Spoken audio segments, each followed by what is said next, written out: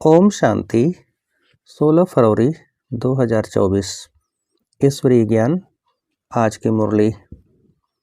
मीठे बच्चे, अब अशरीरी होकर घर जाना है, इसलिए जब किसी से बात करते हो तो आत्मा भाई भाई समझ बात करो। देही अभिमानी रहने की मेहनत करो। प्रश्न: भविष्य राज तिलक प्राप्त करने का आधार क्या है? उत्तर: पढ़ाई। हर एक को पढ़कर राज तिलक लेना है। बाप की है पढ़ाने की ड्यूटी, इसमें आशीर्वाद की बात नहीं। पूरा निश्चय है तो श्रीमत पर चलते चलो, गफलत नहीं करनी है। अगर मतभेद में आकर पढ़ाई छोड़ी तो नापास हो जाएंगे। इसलिए बाबा कहते, मीठे बच्चे अपने ऊपर रहम करो। आशीर्वाद मांगनी नहीं है, पढ़ाई पर ध्यान देना है। ओम शांति। सुप्रीम टीचर बच्चों को पढ़ाते हैं। बच्चे जानते हैं परम पिता परमात्मा पिता भी है, टीचर भी है। ऐसा तुमको पढ़ाते हैं जो और कोई पढ़ा न सके। तुम कहते हो शिव बाबा हमको पढ़ाते हैं। अब यह बाबा कोई एक का नहीं है। मनमना भव, मध्याजी भव, इसका अर्थ समझाते हैं। मुझे याद करो। बच्चे तो अब समझदार हुए हैं। बेहद का बाप कहते हैं, तुम्हारा वर्षा तो है ही, ये कभी भूलना नहीं चाहिए। बाप आत्माओं से ही बात करते हैं। अभी तुम जीव आत्माएं हो ना। बेहद का बाप भी निराकार है। तुम जानते हो इस तन द्वारा वह हमको पढ़ा रहे हैं और कोई ऐसे नहीं समझेंगे। स्कूल में टीचर पढ़ाते हैं तो कहेंगे लौकिक टीचर लौकिक बच्चों को पढ़ाते हैं। यह है पारलौकिक सुप्रीम टीचर जो पारलौकिक बच्चों को पढ़ाते हैं। तुम भी परलोक मूल वतन के निवासी हो। बाप भी परलोक में रहते हैं। बाप कहते हैं हम भी शांति धाम के निवासी हैं और तुम भी वहाँ के ही निवासी हो। हम दोनों एक धाम के रहवासी हैं। तुम अपने को आत्मा समझो, मैं परम आत्मा हूँ। अभी तुम यहाँ पाठ बजा रहे हो। पाठ बजाते बजाते तुम अभी पतित बन गए हो। यह सारा बेहद का मांडवा है जिसमें खेल होता है। यह सारी सृष्टि कर्म क्षेत्र है, इसमें खेल हो रहा है। यह भी सिर्फ तुम ही जानते हो कि बेहद का खेल है।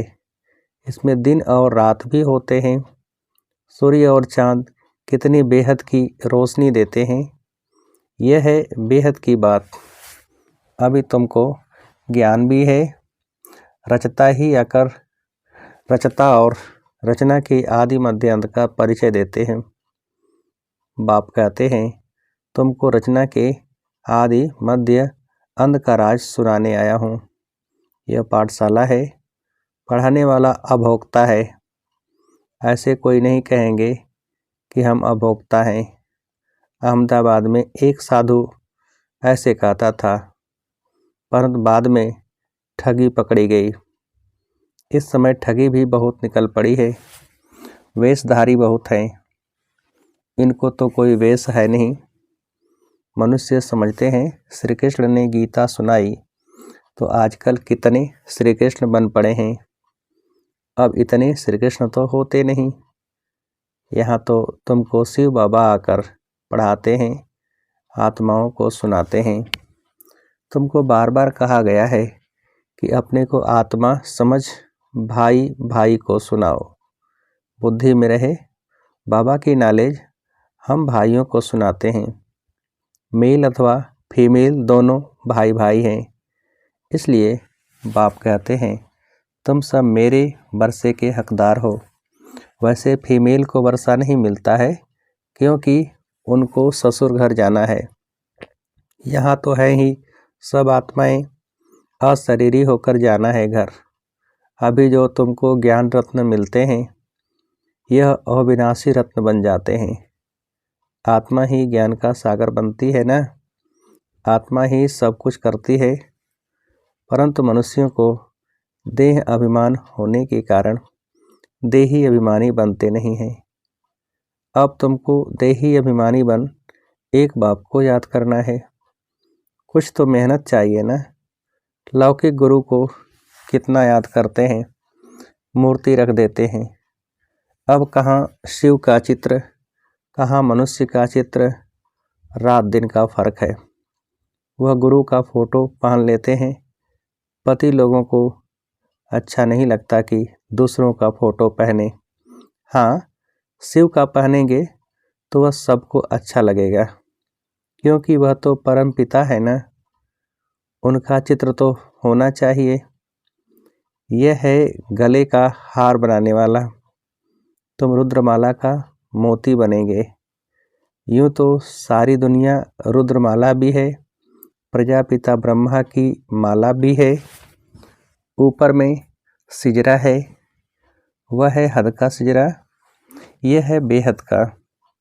जो भी मनुष्य मात्र हैं, सबकी माला है। आत्मा कितनी छोटे से छोटी बिंदी है, बिल्कुल छोटी बिंदी है। ऐसे ऐसे बिंदी देते जाओ तो अनगिनत हो जाएगी, गिनती करते करते थक जाएंगे। परंतु देखो आत्मा का झाड़ कितना छोटा है। ब्रह्म तत्व में बहुत थोड़ी जगह में रहती है, वह फिर यहाँ आती है पाठ बजाने। तो यहाँ फिर कितनी लंबी चौड़ी दुनिया है। कहाँ कहाँ एरोप्लेन में जाते हैं, वहाँ फिर एरोप्लेन आदि की दरकार नहीं। आत्माओं का छोटा सा झाड़ है, यहाँ मनुष्यों का कितना बड़ा झाड़ है। ये सब हैं प्रजापिता ब्रह्मा की संतान, जिसको कोई एडम कोई आदिदेव कहते हैं। मेल फीमेल तो जरूर हैं। तुम्हारा है प्रवृत्ति मार्ग, निवृत्ति मार्ग का खेल होता नहीं। एक हाथ से क्या होगा, दोनों पहिए चाहिए। दो हैं तो आपस में रेस करते हैं, दूसरा पहिया साथ नहीं देता तो ढीले पड़ जाते हैं। परंतु एक के कारण ठहर नहीं जाना चाहिए। पहले पहले पवित्र प्रवृत्ति मार्ग था, फिर होता है अपवित्र, गिरते ही जाते हैं। तुम्हारा बुद्धि में सारा ज्ञान है। यह झाड़ कैसे बढ़ता है, कैसे एडिशन होती जाती है, ऐसा झाड़ कोई निकाल न सके। कोई की बुद्धि में रचता और रचना के आदि मध्य अंत का नॉलेज है ही नहीं। इसलिए बाबा ने कहा था यह लिखो कि हमने रचता द्वारा रचता और रचना की नॉलेज का अंत पाया है। वह तो न रचता को जानते न रचना को। अगर परंपरा यह ज्ञान चला आता तो कोई बतावे ना, सिवाय तुम ब्रह्मा कुमार कुमारियों के कोई बता न सके। तुम जानते हो हम ब्राह्मणों को ही परमपिता परमात्मा पढ़ाते हैं। हम ब्राह्मणों का ही ऊंचे से ऊंचा धर्म है। चित्र भी जरूर दिखाना पड़ता है। चित्र बिगर कब बुद्धि में बैठेगा नहीं। चित्र बहुत बड़े बड़े होने चाहिए। वैरायटी धर्मों का झाड़ कैसे बढ़ता है यह भी समझाया है। आगे तो कहते थे हम आत्मा सो परमात्मा, परमात्मा सो आत्मा। अब बाप ने इसका भी अर्थ बताया है। इस समय हम सो ब्राह्मण हैं, फिर हम सो देवता बनेंगे नई दुनिया में। अभी हम पुरुषोत्तम संगम युग पर हैं, अर्थात यह है पुरुषोत्तम बनने का संगम युग। यह सब तुम समझा सकते हो। रचता और रचना का अर्थ, हम सो का अर्थ, ओम अर्थात मैं आत्मा फर्स्ट, फिर यह शरीर है। आत्मा अविनाशी है और यह शरीर विनाशी है। हम यह शरीर धारण कर पाठ बजाते हैं, इसको कहा जाता है आत्म अभिमानी। हम आत्मा फलाना पाठ बजाती हैं, हम आत्मा यह करती हैं, हम आत्मा परमात्मा के बच्चे हैं। कितना वंडरफुल ज्ञान है। यह ज्ञान बाप में ही है, इसलिए बाप को ही बुलाते हैं। बाप है ज्ञान का सागर, उनकी भेंट में फिर हैं अज्ञान के सागर। आधा कल्प है ज्ञान, आधा कल्प है अज्ञान। ज्ञान का किसको पता ही नहीं है। ज्ञान कहा जाता है रचता द्वारा रचना को जानना, तो जरूर रचता में ही ज्ञान है ना, इसलिए उनको क्रिएटर कहा जाता है। मनुष्य समझते हैं क्रिएटर ने यह रचना रची है। बाप समझाते हैं यह तो अनादि बना बनाया खेल है। कहते हैं पतित पावन आओ, तो रचता कैसे कहेंगे। रचता तब कहें जब प्रलय हो फिर रचे। बाप तो पतित दुनिया को पावन बनाते हैं। तो यह सारे विश्व का जो झाड़ है उनके आदि मध्य अंत का को तो मीठे मीठे बच्चे ही जानते हैं। जैसे माली हर एक बीज को और झाड़ को जानते हैं ना, बीज को देखने से सारा झाड़ बुद्धि में आ जाता है। तो यह है ह्यूमैनिटी का यानी कि मनुष्य सृष्टि का बीज। उन्हें कोई नहीं जानते। गाते भी हैं परम पिता परमात्मा मनुष्य सृष्टि का बीज रूप है, सच्चित आनंद स्वरूप है, सुख शांति पवित्रता का सागर है। तुम जानते हो यह सारा ज्ञान परम पिता परमात्मा इस शरीर द्वारा दे रहे हैं, तो जरूर यहाँ आएंगे ना। पतितों को पावन प्रेरणा से कैसे बनाएंगे, तो बाप यहाँ आकर सबको पावन बनाकर ले जाते हैं। वह बाप ही तुमको पढ़ा रहे हैं। यह है पुरुषोत्तम संगम योग। इस पर तुम भाषण कर सकते हो कि कैसे पुरुष तमोप्रधान से श्रेष्ठ सतोप्रधान बनते हैं। तुम्हारे पास टॉपिक तो बहुत हैं। यह पतित तमोप्रधान दुनिया सतोप्रधान कैसे बनती है, यह भी समझने लायक है। आगे चलकर तुम्हारा यह ज्ञान सुनेंगे, भल छोड़ भी देंगे फिर आएंगे, क्योंकि गति सदगति की हट्टी एक ही है। तुम कह सकते हो कि सर्व का सदगति दाता एक बाप ही है। उनको श्री श्री कहते हैं। श्रेष्ठ से श्रेष्ठ है परम पिता परमात्मा, वो हमें श्रेष्ठ बनाते हैं। श्रेष्ठ है सतयुग, भ्रष्ट है कलयुग। कहते भी हैं भ्रष्टाचारी हैं, परंतु अपने को नहीं समझते। पति दुनिया में एक भी श्रेष्ठ नहीं। श्री श्री जब आए तब आकर श्री बनाए। श्री का टाइटल सतयुग आदि में देवताओं का था। यहाँ तो सबको श्री श्री कह देते हैं। वास्तव में श्री अक्षर है ही पवित्रता का। दूसरे धर्म वाले कोई भी अपने को श्री नहीं कहते। श्री पोप कहेंगे क्या। यहाँ तो सबको कहते रहते हैं। कहाँ हंस मोती चुगने वाले, कहाँ बगुले गंध खाने वाले। फर्क तो है ना। ये देवताएं हैं फूल, वह है गार्डन ऑफ अल्लाह। बाप तुमको फूल बना रहा है। बाकी फूलों में वैरायटी है। सबसे अच्छा फूल है किंग फ्लावर।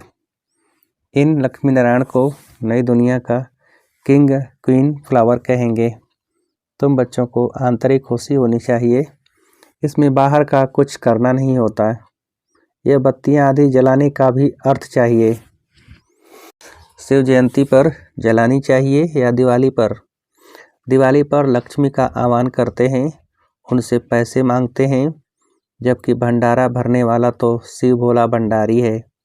तुम जानते हो शिव बाबा द्वारा हमारा अखुट खजाना भर जाता है।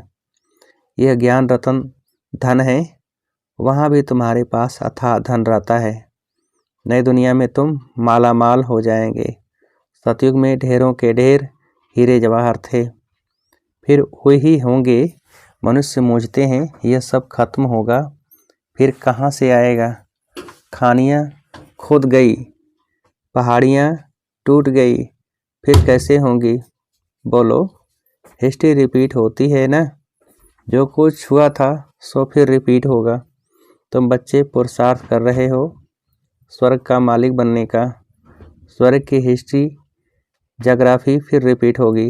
गीत में है ना, आपने सारी सृष्टि, सारा समुद्र, सारी पृथ्वी हमको दे दी है, जो कोई हमसे छीन नहीं सकता। उसकी भेंट में अब क्या है। जमीन के लिए, पानी के लिए, भाषा के लिए लड़ते हैं। स्वर्ग के रचता बाबा का जन्म मनाया जाता है। जरूर उसने स्वर्ग की बादशाही दी होगी। अब तुमको बाप पढ़ा रहे हैं।